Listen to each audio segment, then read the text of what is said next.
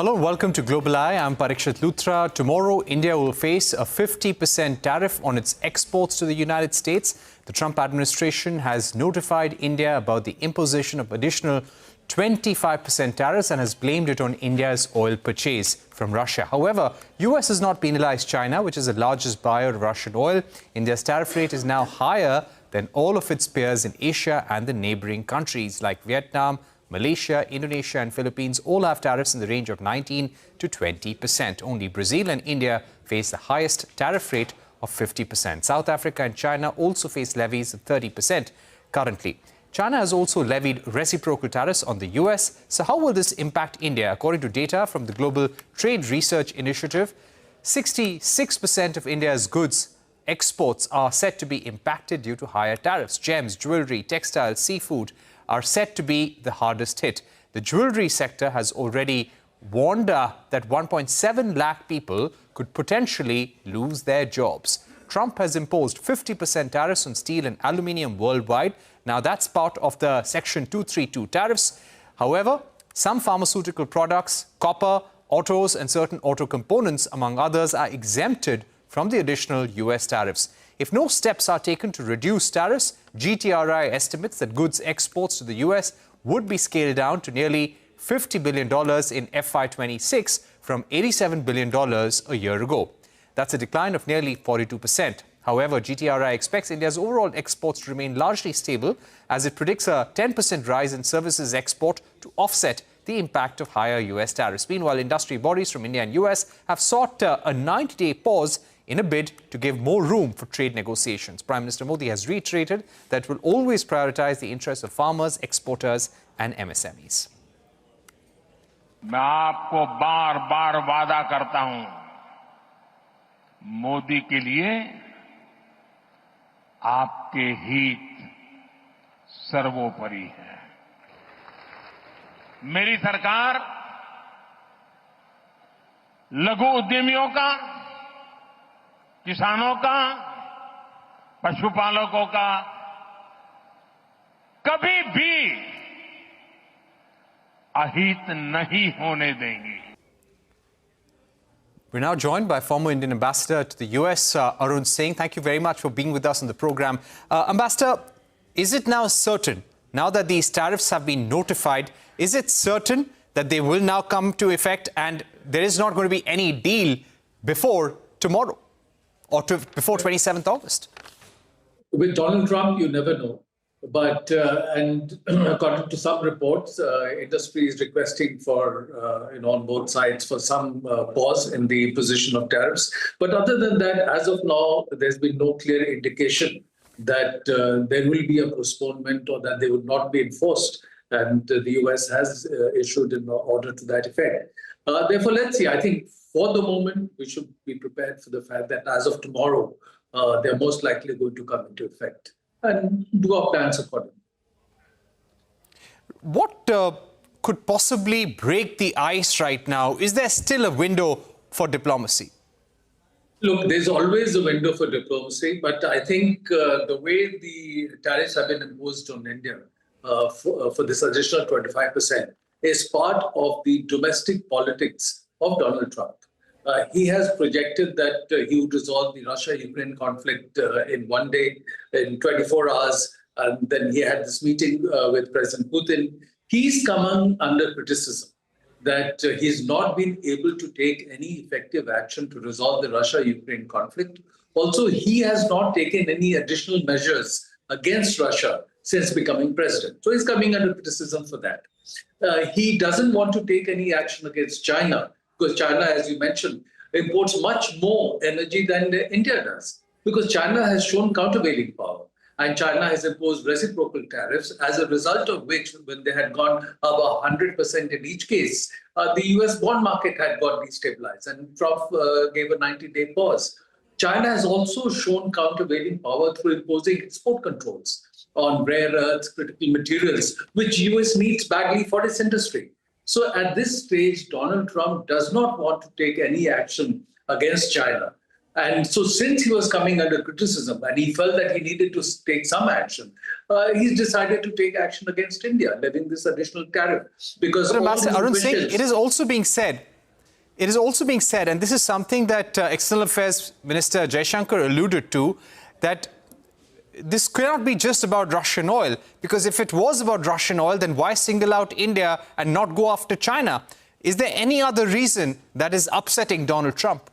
No, I'm giving you the reason is because they are using this argument. He's under pressure. So this particular 25%, there's a separate 25% levy that has been done because the bilateral trade agreement could not be worked out. But this particular 25%, they have cited that India is buying from Russia. Now, which is not justified because as we've discussed, China is buying more from Russia than India is doing. Europe overall, if you add all that they're buying from Russia, not just energy, is buying more from Russia than India is. Turkey is among the largest buyer of petrochemical products from Russia. Now, he's taken no action against those countries. So for what other reasons, he doesn't want to take action against them.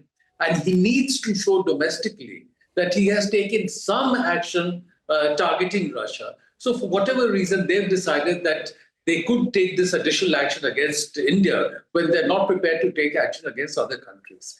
But the consequence of this is that in India, it will be interpreted as US being a coercive and unreliable partner. It will also be interpreted that Donald Trump, for his own domestic political reasons, is prepared to throw the India-US relationship under the bus. And so there will be consequences flowing for that. And we have to keep that aspect in mind. What do you think could really help India at this juncture?